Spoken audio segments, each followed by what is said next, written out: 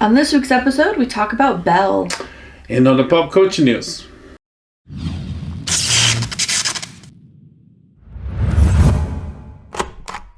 This week, we saw a movie that's totally out of the norm for us. It's in theaters right now. It's a Japanese animated film called Belle.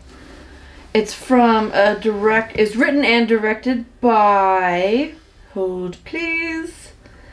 I already forgot his name. Mamoru Hosoda. That was a great... You were so close. Yeah? You were so close. Mamoru Hosoda. Yes. Okay.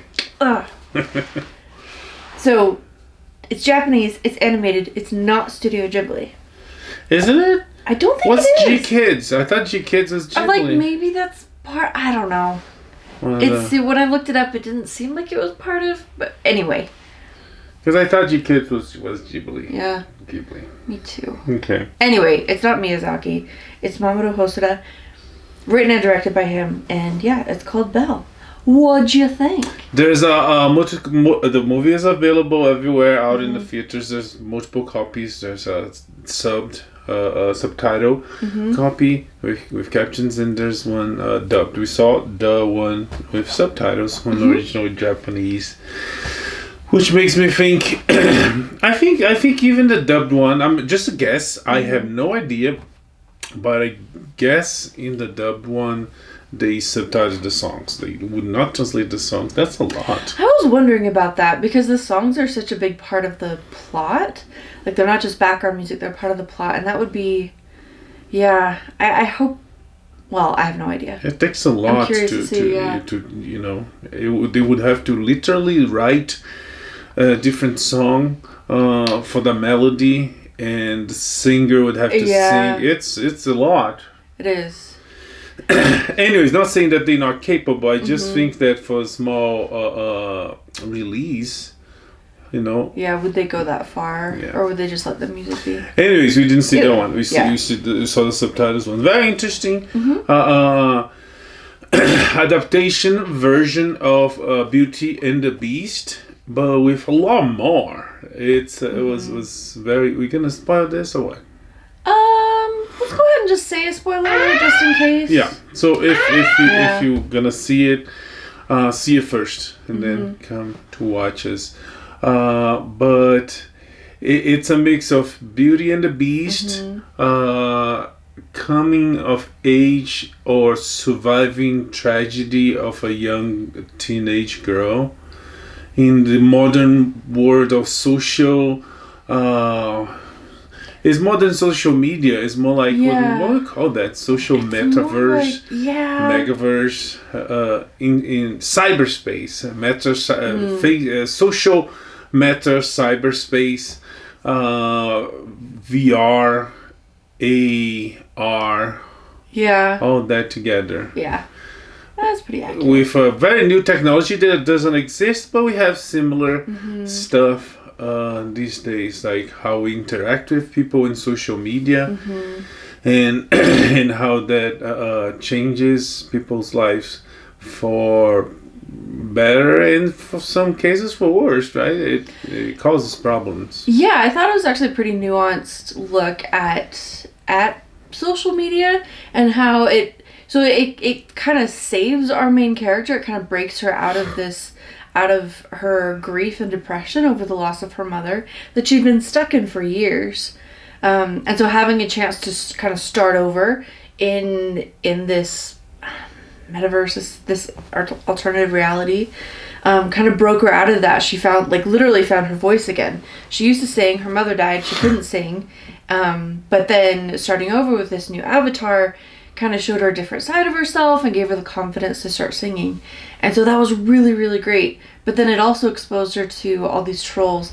And I really liked how they showed different comments. Like people commenting on things. Like, so something would happen in this metaverse and then like a cloud of comments would appear and like we might hear a couple. We'd see them in different languages. And there was always a range. There were like the trolls and the super fans and then just like normal humans. And but it really seemed to reflect... I felt like the comments and the range of comments was super realistic. Like it seemed to reflect what I see online and the kinds of things. So I thought it was a cool way to show it. And yeah, kind of a nuanced look. Like, this wasn't bad, and it wasn't all bad, it wasn't all good. It was just a different way that we interact with people now, and yeah, it has pros and cons. Yeah. It's just to be more, to try to clarify, it's like social media, but with video game elements. You get inside and you create, the system creates an avatar to represent you, so it doesn't look like you, it doesn't sound like you. Excuse me. And that's why there people can have new lives, be something different. And she gets that chance to get there and to start over. And first of all, it's very interesting because the only thing she wants to get from that is to sing. She wants to sing. She's not being able to sing in real life. So she wants to get there and sing. And when she starts singing, she becomes a sensation. She becomes very popular on the 5 billion people on this network. Yeah. Everybody knows her. Everybody loves her. And that creates, consequences to her life. That right away she's like, oh my gosh, everybody knows me. Half of them hate me. And her friend is tech savvy. So it's like, hey, if half people hate you, that's a good thing, actually. Yeah. Because, there's a saying in Portuguese, I don't know if it's the same in English, that no unanimity, every unanimity, you being unanimous, that every unanimity is it's dumb, it's stupid, it's not smart. Interesting. Yeah, and it kind of makes sense, from a certain book we know, and from life we know that everything requires opposition to all things. So the fact that someone doesn't like you, it doesn't mean you're doing something wrong. It's natural. Yeah. People will look to things in different ways, and of course, people. Half of the people loved her, half of the people don't. Some because they don't like her, and of course, there's the trolls that do for attention. They do. I hate this girl just to to be different than the rest of the group, and on their way calling attention from themselves. Anyways, so she gets into that, and the movie. I didn't realize it was a Beauty and the Beast adaptation because the name is Belle, and Belle, is the name of the girl. In this case, the name of her avatar. Yeah. And she's a teenager. She's okay looking, but when she gets there, she gets like super beautiful. So I guess that's why she picked the name Belle. Actually, she picked the name first, right? She didn't. Yeah. So I was curious about the same thing. I saw the title Belle. Like, is this like Beauty and the Beast? I don't know. So when she's typing in the name for her avatar, she types in Belle, Bell, as in like ding ding, right? A bell that rings. And she says that Suzu, which is her real name, she's like, oh, that means Belle, so I'll do this. And then, so she goes in as Belle, as in like the ding dong, Belle. And the populace change, right? Yeah, and then people are like, oh my gosh, she's so beautiful. She sings so beautifully. Her name should be Belle. And so that's how she becomes Belle. And then she's like singing at this huge concert. There's like 200 million people there virtually to see her. And this is when we meet the Beast. Yeah, the dragon. The dragon, yeah. Yeah. They call him both things, but like, yeah. And then we start finding elements of Beauty and the Beast. And there's like scenes they dance together in a castle. He has a castle. But there's mystery because you know who she is, so you don't know who the beast, the dragon is. And pretty much throughout the entire movie, there's this problem with who is the dragon, who is this character. Yeah. And a lot of people want to find out because they don't like him. They don't like what he does. She wants to find out because she can see. I mean, there's like her own curiosity, but where a lot of the users see a problem and they want to kick him off the platform, she sees his suffering, she sees his sorrow and his grief, and like is drawn to that and wants to help him. They kind of help each other. Yeah. You know, like Beauty and the Beast. So she sings a lot. So there's a lot of music. There's a lot of songs in the movie. The reason why she the tragedy she goes through is her mother dies trying to save another little girl, and that causes like, besides the fact that she's losing her mother at really young age, it causes the big trauma in her head. It's like, my mother died to save another kid, but she wasn't willing to live to take care of me. And you know, it's a big tragedy. It's a big impact on this little girl's mind that she's going through, and she goes there, and most of the songs, if not all of the songs, basically are about that. They might be ambiguous because, you know, they sing about why you're not here, you should come here, be with me, I want to be with you. It could mean, it could be interpreted lots of ways. In fact, at the beginning I was like, oh, this is just a really nice love song, you know, before you find out about, you know, what happened with her mom.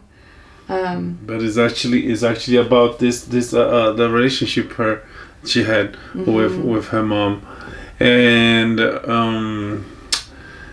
so so she goes through that, and we learn about her life, real life, and she goes to school, and she has very few friends. She has one friend, and there's this guy that used to be a friend, but they don't talk much. It's not like people hate her or bully her, but she's very isolated. She doesn't try to go with the group, even though some people there are out of her group of friends invite her in and try to help. She deals with, we see her go through like panic attacks and things like that. Like, she's still pretty messed up and really struggling. And also on this side, so we have like the whole metaverse side of things, which has just spectacular images and scenery and all this stuff. Uverse, yeah. But then on this high school side, I love how they portrayed the feelings of being a teenager, and like, oh man, I felt it, and I'm so glad I'm not a teenager anymore. But they did such a great job. So just this animation style, you have of course these stunning, beautiful backgrounds that are like hyper realistic and really intricately detailed, but then the characters are very stylized, and the way they portray emotion is very stylized. And there's this great shot in a train station where like someone is confessing a crush, and they're just going through all this, and the way it's shown is like hilarious, and anybody who's survived middle school, high school, I think can like really relate to it. Like, it transcends culture, and it's just like, oh yeah, I feel that. I remember feeling that way, and I'm so glad I don't anymore. Yeah, and even in high school, with the few characters they go through, they do pack pretty much every, you know, archetype of characters. They have the nerd. They have, in this case, a canoe nerd. He's creating a canoeing club, and he's the only one that goes. He has a good friend that helps him. A jockey, a sports guy. Jock. Yeah. A sports guy, athletic guy who plays basketball. We have the shy girl. We have the popular pretty girl that plays in a band, and also we have the nerd, kind of anarchist against the system. So we have all the characters there, and there are relationships. That's what you're talking about. That's pretty interesting, pretty well done. But it's and then the movie takes some, at least for me, it took some turns to throw me some curveballs that after the developing of the dragon, and they exposed the dragon, and they created this question who the dragon is, and she wants to know who the dragon is, and has songs and the relationship they have and the dances, and then comes the justice gang, is this group of people in charge of control the social network, in this case, stop the dragon's free speech, you might say. And it's not very corporate. It's actually users, right, that interact. That's what I thought. Yeah. Uh-huh.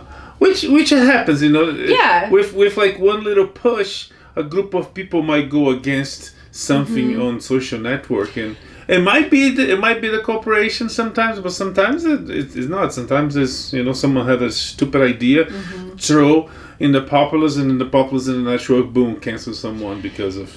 It happens on TikTok all the time. Like one user might call out another user or something, and so then like user B's followers come and report user A, and so then user A gets blocked. And this kind of thing happens all the time. So there's a precedent in real life. Yeah. But so, and then comes the curveballs, because who is the dragon? Who is the dragon? And we do have suspects. Since it's a boy, we think of the boys on the show. We think of I thought it was one of our friends. Shinobu, the handsome kid. There's athletic kid. There was a big friend. In fact, when her mother dies, he stopped her to jump in the river that her mother dies, and eventually would die too. And he promised her, "I will protect you. I'll take care of you." And then we have the nerd guy. That she thinks is an amazing guy because he's by himself creating the canoe he's club. all like brave and athletic. We have. I thought that it might have. At some point, I was almost 100% sure there was the father. Oh, I didn't even think of the father. Because of the pain. That would have been interesting. Yeah. Yes, because the pain, and it would be the same pain she had. Yeah. And it would be an interesting connection. I was like almost 100%. Especially there was one specific scene with the dragon, with the wolf, and then cuts to reality, and she has an interaction with her father. Yeah. It's like, oh yeah, and it was so cool. Yeah. I thought for a little while that it might have been the popular girl, actually, who's like reaching out to her.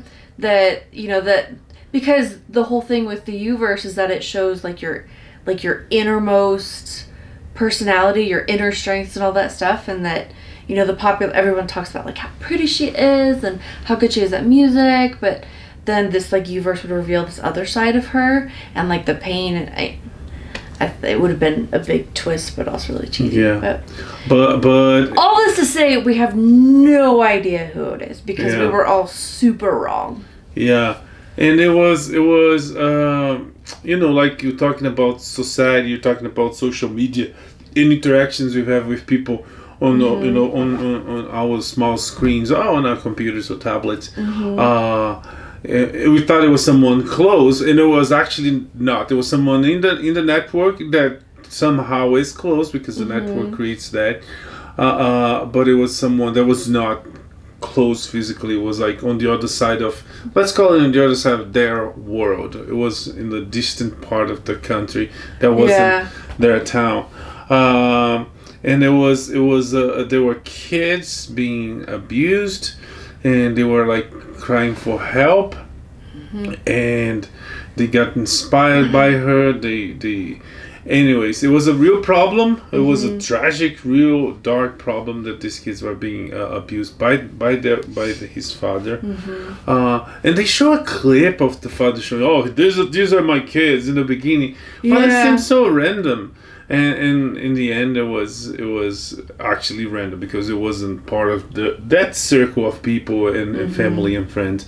Another curveball, and then she helps these people. She travels throughout the country to go meet them and help them, and she makes a difference in real life. One of the slogans of the U is that in the U, you're not. I can't remember, but in the U, you're not you. You are you. Anyways, you're something different. You can change the world, and she does that in real life.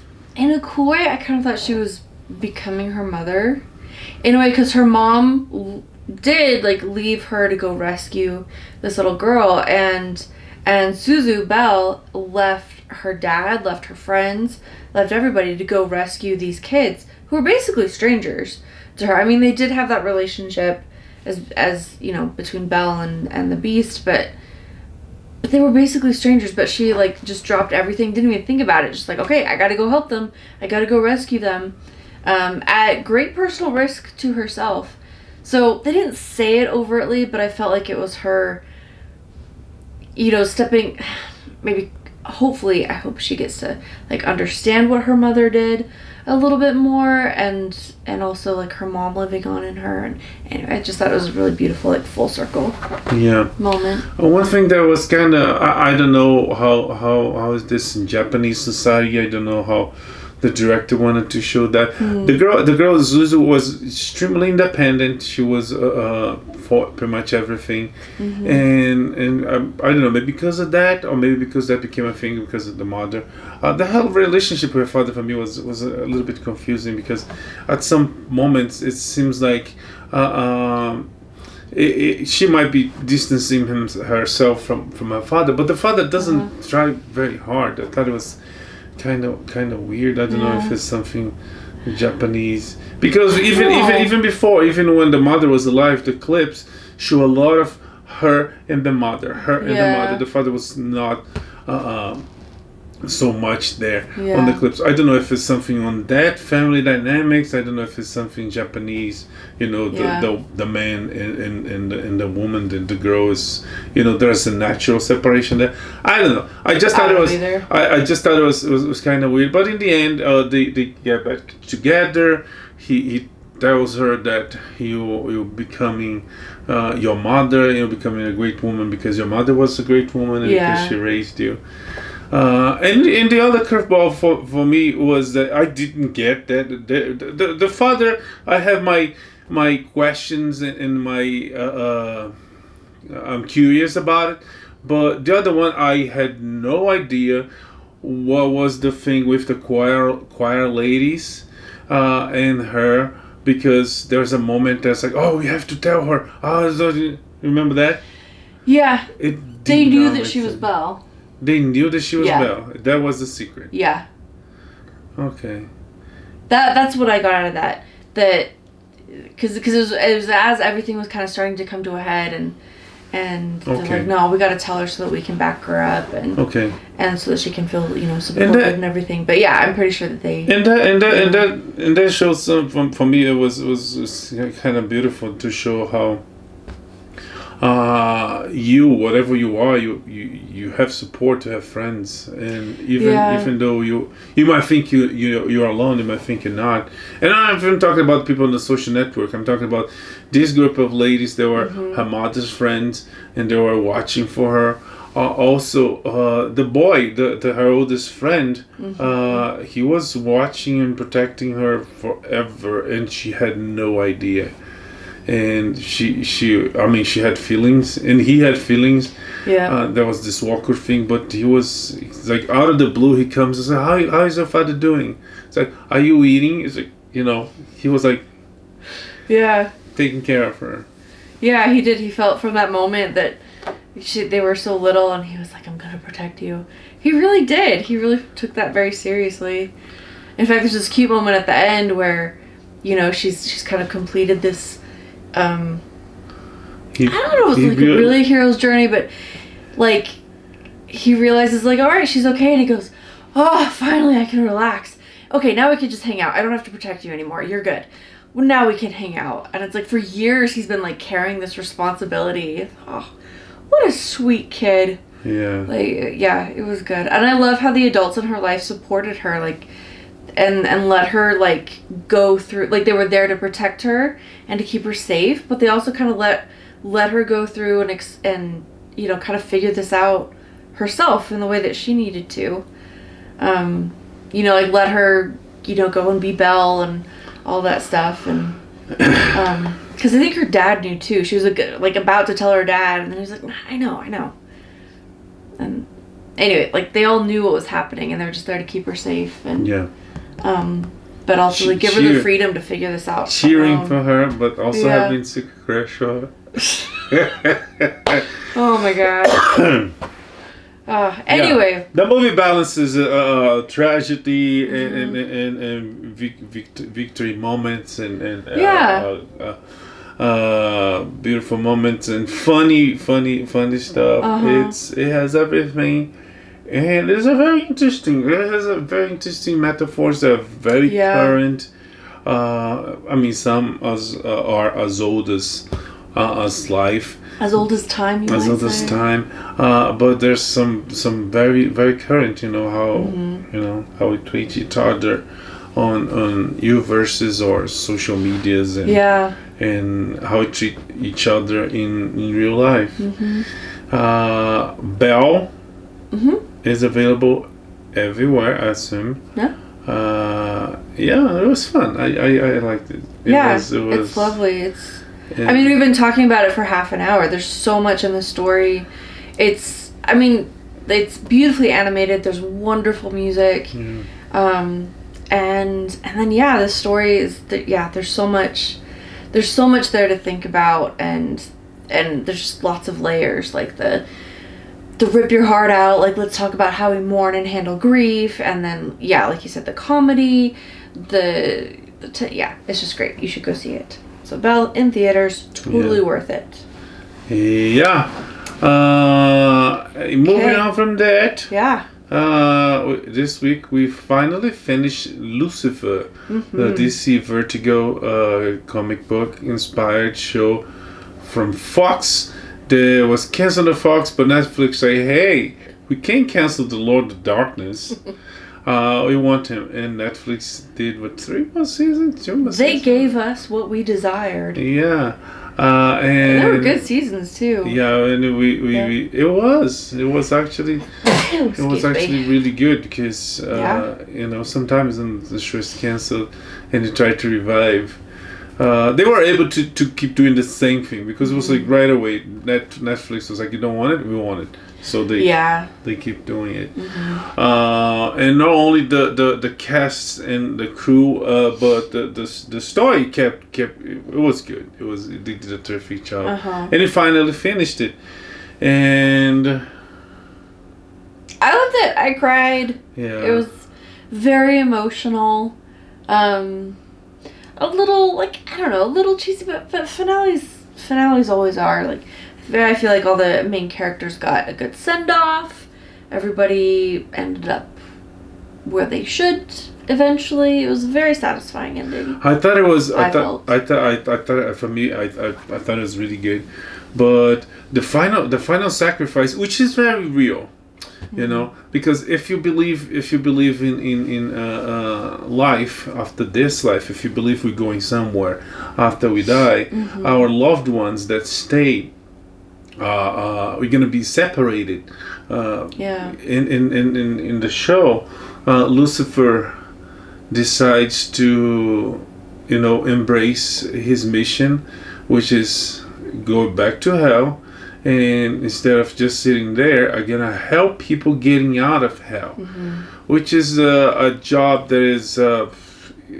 Eternity is never going to leave. Hell's never going to empty it out, because humans are not perfect. They're going to fail. They're going to end up there. But they're going to have so hell becomes some sort of purgatory. But he's going to help people actually repent and change to get out of there. And because he's there, and because this whole time loop and things have to be this way, it can't be different, because if it's different, it's not going to work. And because of that, so his daughter has to hate him, and then on the future she comes back. You have to watch it. But because of that, also he can't come to visit his wife and his family. But once Chloe dies, she goes back and reunites with him, and it was a big sacrifice. But it's if you believe in life after this life, it's pretty much what if one member of the family passes away, and the ones that stay will live 20, 30, 40 more years. It means they're going to be separated, but at the end of those years, when those members pass away too, they're going to be reunited. And I thought it was really, really symbolic, really touching. It was. And it sucks because that's gonna happen to everybody, and that weight. You see Chloe living that entire life without him, but in the end, eternal perspectives and how the celestial world work. It's for him was like, hey, he was there working. Yeah, and Rory, the daughter, even mentions that, like, when they're making this whole decision, like, who's going to sacrifice and how they're going to do it, and they're trying to convince her not to. She says, like, it's going to be really hard, but out of eternity, this is just a blip. It's just a blink of an eye. And you the rewards are going to be... Blip is, I know, is that's Marvel copyrighted, so sorry. They copyrighted the crap. Anyways. But the point remains that it's just it's the blink of an eye, and it's going to be so hard, but like the reward and what comes after is going to be so great. I loved the arc for Lucifer, that he starts the show angry and sad and feeling alone, and like all these like problems with his dad and his brother and his brothers and sisters, and just hating who he was as like the Lord of Hell and all that. And he ends the show choosing to be there and being really like happy and fulfilled and like loving what he does, and that was, and being happy with who he was and having like healed relationships and all that. So even just him alone, besides like all the other stuff happening around, even just him alone, like I thought that was a great like character development throughout the course of the show, and they gave him like a really solid ending. Lucifer from Bible literature, from Christian religion, is like the angel that wanted everything, and because that he fails. In the show, he walks towards selfless ship so much that in the end he could be God, and he chooses not to, and he could not being God, he could stay with his family, but he chooses not to. He sacrificed himself, and he's been doing that all the seasons too. It's true. Anyways, it was a very fun show. It was really good, and it ended.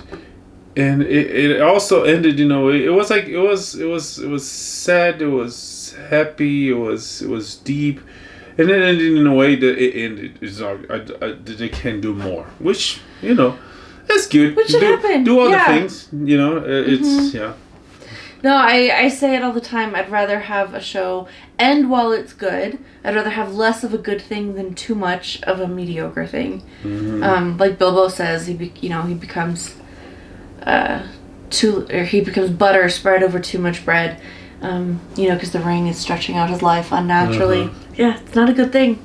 The Flash. Anyway, like, end while the show's good. It's so much better for everybody, and they did that. So well done, and thank you, Netflix and Neil Gaiman and everybody else who created the show. So good.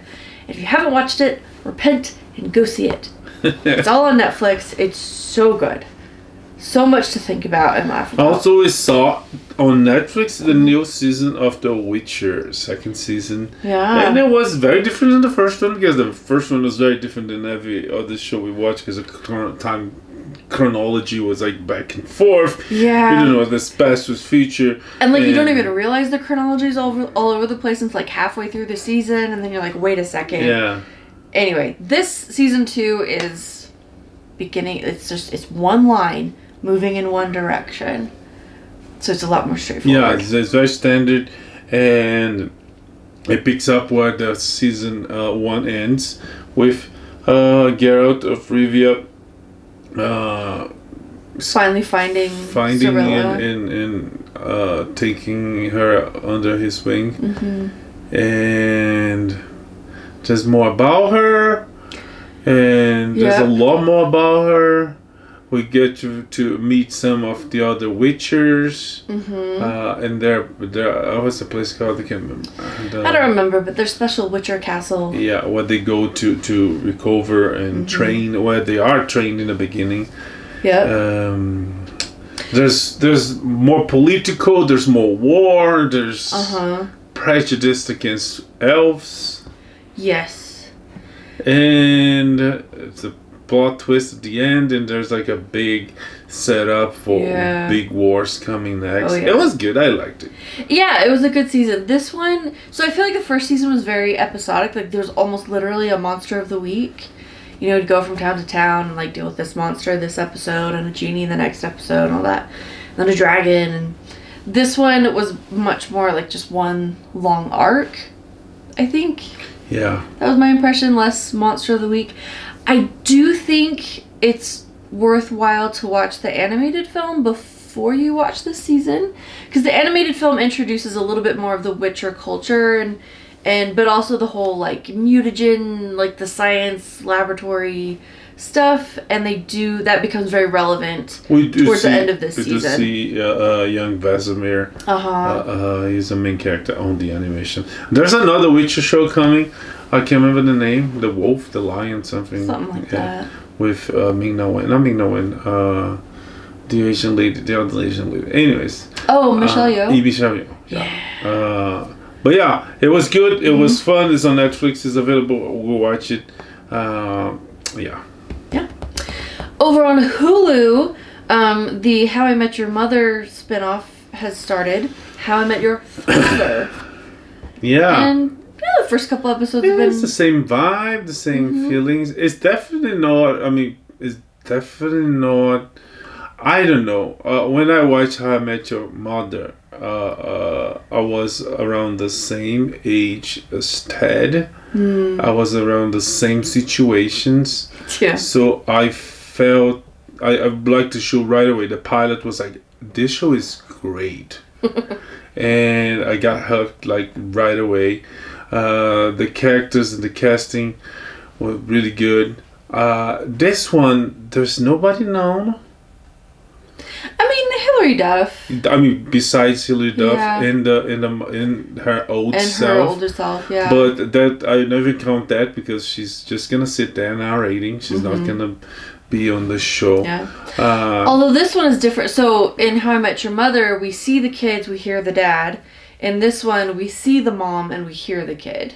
And I already noticed, and I told her there's a plot device because not showing the kids, there's like infinite possibilities. The kid could be black, could be Asian, could be white. He doesn't have to look like a specific father because you don't see him. Right. Yeah. Yeah. And in fact, they kind of already said, like, in the pilot, we already know, we've already limited who the father is down to that group of guys. Yeah, there's 3 guys. Yeah. So, and one's black. Yeah, one's black, one is British. Indian, and one's just like a white British guy, and then a white American guy. Yeah. So there's 4 of them. Yeah, that's why I forgot the guy that went to Australia. Yeah. So... Yeah, I mean, of course, there's some it's like some fake impossibilities, right? Because one that becomes engaged that night, so of course it's not this one. Come on, right? Or is it? One moved to Australia, so of course it's not that one, right? Yeah. So and the other one is dating the one of the other characters. Yeah. So there's this one is of course How I Met Your Father is more into the woman's perspective. I don't know, maybe that's why it didn't affect me like the other one did. Yeah. But also the other one had Jason Segel, had what's a bucket? I can't remember. Lily. She was Megan. Huh? No. What's her name? No, it's not Molly or Megan. Anyways, Hannigan. Allison Hannigan. There it is. Had Allison Hannigan, had Jason Segel, had Neil Patrick Harris. NHP. So it was like, it had a lot, and I mean, the content of the show was. Yeah. But it's fun so far. So far, it's good. Yeah, I'm willing to let it go a few more episodes. Some shows grab you right away, and some just need some time for the actors to like get their chemistry and for everybody to kind of settle in. Yeah, okay like Bad Woman on season 17, they might finally grab us. They might finally get their stride. Yes. Hopefully, the show will not last that long. Oh my gosh. Anyway, so that's on Hulu. It's worth a check. I feel like if you liked How I Met Your Mother, this one's worth a try. Yeah. Okay, we've also started seeing some teasers and trailers. You talk about Peacemaker, right? Last week. I think so. Okay. Yeah. So yeah, Peacemaker's on HBO. Mm-hmm. It's fun. It's funny. Mm-hmm. It's James Gunn doing his thing. Yeah. And I've been seeing discussions on the internet about accuracy on the characters and this and that, and of course there's people that are really, we should keep accurate, and some people say no, we shouldn't keep accurate, and in my opinion it's like what we've seen is forget accuracy, and that could be from financial purposes, for social purposes. Forget about accuracy. Let's make these characters become what we want or what we are, to sell a general product like a cake recipe, like Marvel's been doing. I want to say maybe 9 out of 10 movies they make are the same. Oh, sure. So the characters, you can differentiate a character from the other. So accuracy is good because some of those characters are very, very, very different. But a Peacemaker and Vigilante on this new show, they are like, they became something out of James Gunn, which is not saying. You can say about all the Marvel movies, but you can say about him. You can go back to other things he did, to the Suicide Squad he did, to the Guardians of the Galaxy he did, is accurate to what he does, and they gave him the liberty, so he did. And in the end, it's kind of like, it feels like it's all some versions of Deadpool and Harley Quinn's kids. Which are popular. People love it. And that's the cake recipe on that case. So accuracy through the window, because now is this. And of course they're gonna forget about accuracy for social inclusivity, transgender mutant reasons, to sell, and which is not actually to sell. It depends on who is in power, and if they want to do that, they're gonna do that. And sometimes it works and sometimes it doesn't. On the case of the Peacemaker, it's fun. It's disconnected so far, so from the rest of the DC universe. But I guess Marvel does that too. They disconnect it in a way that sometimes it makes sense, sometimes it doesn't. Anyways, I don't know. I think this is working. I think the show is, I don't know. Yeah, it's interesting. It's different, so it's worth watching. I'm totally okay with it. And doesn't this kind of happen like in comic books too? Like different writers and different artists will come and kind of create their own versions or their own spins and input onto these characters. Maybe not this extreme. Sometimes it might happen with. But the thing with comic books is type of medium that it goes on forever and it goes on big. That you can create a bad villain version of someone that is always a hero. Well, you do that for a couple months, then you go back to the status quo, to normal. Sure. When you're doing with movies, it's like we didn't have enough time with the status quo, and you're already changing.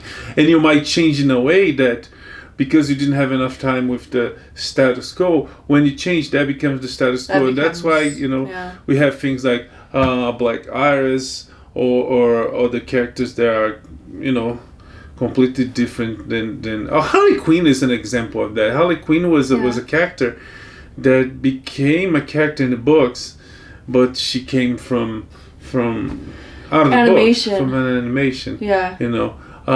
When you're creating characters, it's fine.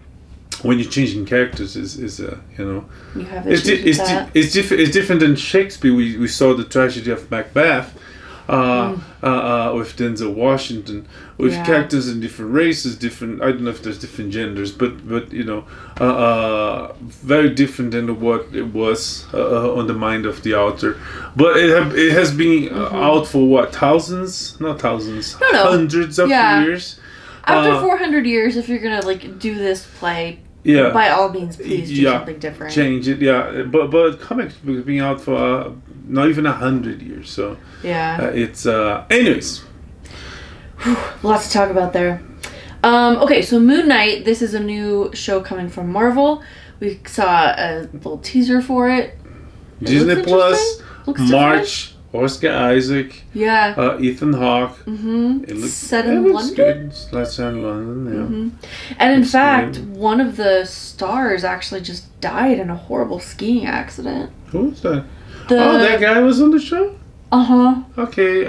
Woody Allen, Gaspar. Yeah, I can't remember. Yeah, he's a French actor. Yeah. And apparently he was in Hannibal Rising. Yeah. Yes. He's supposed to be one of the villains, I think. Oh wow. I don't remember, but he passed away. It's really sad. He's only 30 something, but anyway. So yeah, we saw that trailer. It looks different from other Marvel stuff. Maybe a little darker, anyway. Oscar Isaac, so. There's still, again, the cake from, this is some jokes there that's we'll see. We'll see. I would be very impressed if Marvel managed to do something that he would I mean, for me, it has not happened yet. I mean, no, I do like this stuff, but I mean, to be impeccable to the point that, I mean, first of all, they did so much stuff that they could do something completely different. Fox tried it with the New Mutants. They tried to make a horror movie. Netflix tried with Daredevil. What else? Luke Cage. They did something very not Marvel-like. I mean, MCU-like with, hey, making jokes about it. It's your mom. I was like, get help, and Thor carrying Loki. Anyways, they could do something completely different. It kind of looked like they wanted to do with the Eternals, but it didn't. Yeah. It didn't. It wasn't. Yeah, they had a shot there. Yeah. Anyways, Amazon's Lord of the Rings series has a title and a very cool little sequence teaser bit to show us that title. So, Alex, what is the title? The Rings of Power. Ooh. And it has the part of the book that's 9 for the human man. Yes. 3 for the elf lords. 7 for the dwarf lords. Yes. Live in their caves. Anyways, it was that with a different voice, because I assume they're gonna recast Lady Galadriel. But well, let's see. They're investing a lot of money on the show. And this little sequence of rivers of gold and fire coming together to form the title was not CGI. It's actually live action. They had little pots of molten metal they were pouring. So that's cool. Yeah, it is cool, and we'll see. I think at this point, diehard fans are. It's like Star Wars teasers. Or it's just any little drop, any little tidbit they give us. Oh yes, thank you so much. Anyway, Ricky Gervais says he'd host the Oscars for free if they let him say whatever he wants. I mean, so it's not gonna happen. I mean, it's funny because people would pay to see that. Yeah. Because when he did it at the Golden Globes, it was hilarious and wonderful. Yeah. And that was the Golden Globes, right? Was the Golden Globes. Yeah. Anyway. Yeah. CBS Bow. It's gonna have 6 seasons only. It ends after the 6th season. Microsoft bought Activision Blizzard for 68.7 billion in cash. It's one big deal, one of probably the biggest deals in video game company history. Sony and Nintendo stock went down after that. It causes the whole market in video games. Yeah, and crazy things. The Batman has a rating and a running time. It's rated PG-13. I was shocked. Please, I'm totally fine with that. But the trailer had real rated R vibes to me, but it's actually going to be PG-13 and run for a whopping 2 hours and 55 minutes. Yeah. So. Okay. So there's no excuse. They have the time to tell the story. Mm-hmm. I don't know. They could end in a cliffhanger, but whatever they do in those 2 hours and 55 better be good. Yeah, but they've we're gonna got time kill to. Thomas and Martha again, because you know. It's been done so many times. Anyways, okay. Iron Chef's gonna get a reboot for Netflix. Yes. The Legends of Iron Chef or something like that. Mm-hmm. Star Trek: Strange New Worlds got a launch date, and already got I forgot to write down. Early season. I forgot to write down the launch date. Okay, but got an early season 2 renew already. So CBS, Paramount Plus, whatever they call it these days, announced Star Trek Discovery and Picard were renewed for season 5 and season 2 specifically. No, season 2 is already announced of Picard, but they finally have a date. For 3. Yeah. Oh yeah, no, they announced for 3 and they renew. Okay. Discovery for 5. Daniel Radcliffe's gonna be Weird Al Yankovic. Which totally fits Daniel Radcliffe's post Harry Potter vibe. On Roku. Doing weird roles. Yeah. And last but not least, Disney announced some Christmas productions. Yeah, so Peter Billingsley is going to be in a Christmas Story sequel. Yeah. Presumably as a father now? I don't know. We'll see. But that sounds narrating now. charming and no, he narrates the first one. No. Oh no, he did his character. Yeah. His character narrates the first one.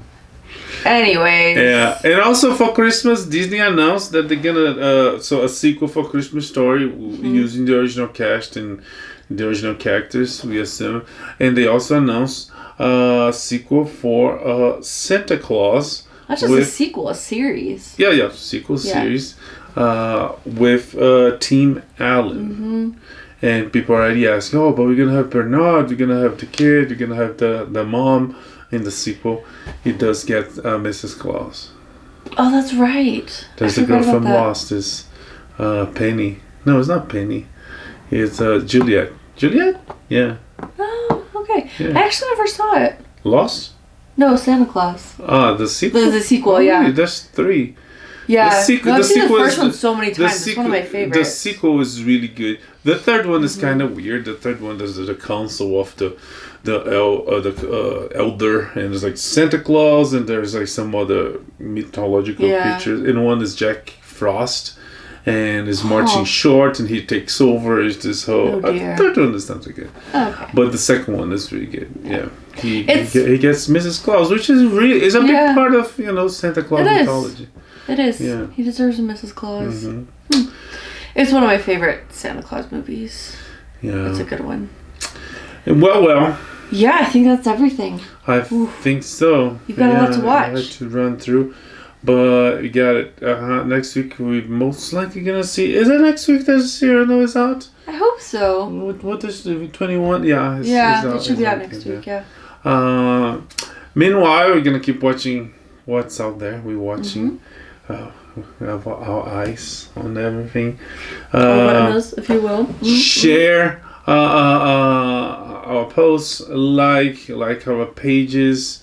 If you liked our stuff, click on like. If you don't like our stuff, also click on like. Like, it's fine. Put Reviews on Apple Podcasts or whatever there's reviews. So more people can watch and enjoy and comment and tell us if there's something that you want us to talk about or something that we aren't watching that we should. Stay safe out there. Yeah, and may the force be with you. Live long and prosper. Bye. Bye.